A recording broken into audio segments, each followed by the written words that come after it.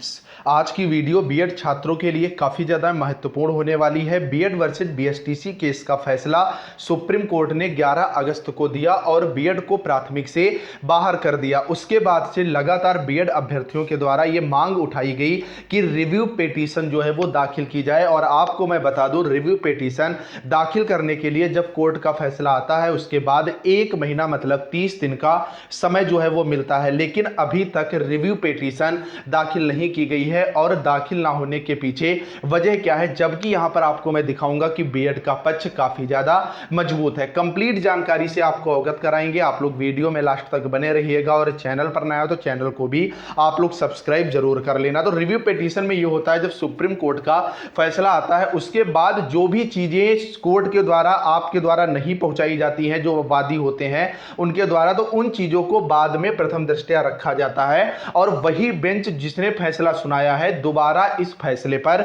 विचार जो है करती है, जो रिव्यू दिए जाते हैं उसके आधार पर। तो वर्तमान में अगर देखा जाए तो बीएड छात्रों के लिए पहला जो छत्तीसगढ़ सरकार का फैसला आया है, जिसमें सुप्रीम कोर्ट ने छत्तीसगढ़ की जो भर्ती है उसको कंटिन्यू करने को कहा है। और ये सुप्रीम कोर्ट ने ही कहा है और बीएड को सम्मिलित करते हुए इस भर्ती को आगे बढ़ाने की बात कही है। ऐसे में अगर एनसीटी 2018 का गजट मान्य नहीं है, उसी के तहत जब छत्तीसगढ़ में शिक्षक भर्ती चल रही है तो उस पर ये जो है मामला क्यों लागू नहीं हो रहा है, तो ये एक मेन मुद्दा है। दूसरी बात ये कि एनसीटीई का गजट, इसमें छात्रों की गलती क्या है, जिन बीएड अभ्यर्थियों ने बीएड किया 2018 के गजट को देख करके, अगर बीएड बाहर होना था, आप भी अच्छी तरीके से जानते हो जो एनसीटीई जो फैसला देती है या जो समिति बनती है उसमें कोई ऐसे वैसे तो आ नहीं जाते हैं, अच्छे खासे वेल क्वालिफाइड अभ्यर्थी जो आपके टीचर्स वगैरह हैं वो वहां पर बैठते हैं, जो कमेटी है वो बनाई जाती है। और जब एनसीटीई की जो कमेटी है वो वाजिब ही नहीं थी तो उसका फैसला आखिर माना क्यों गया। ऐसे में जो 5 सालों में बीएड अभ्यर्थियों ने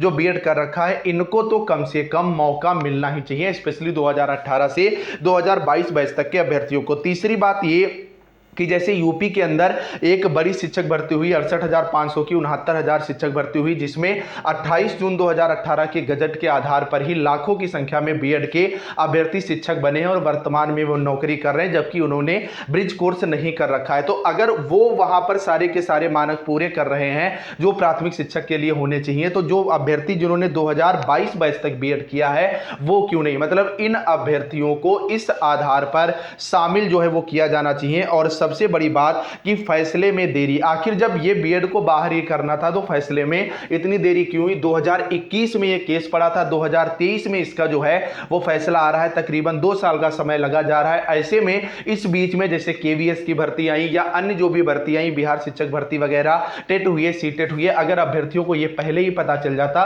तो वो इस चक्कर में क्यों पढ़ते, अपना कोई दूसरा कोर्स करते। तो इस आधार पर बीएड का पक्ष जो है वो काफी ज्यादा मजबूत दिख रहा है। लेकिन अब 11 तारीख तक का इनके पास समय है, आज 8 तारीख हो चुकी है।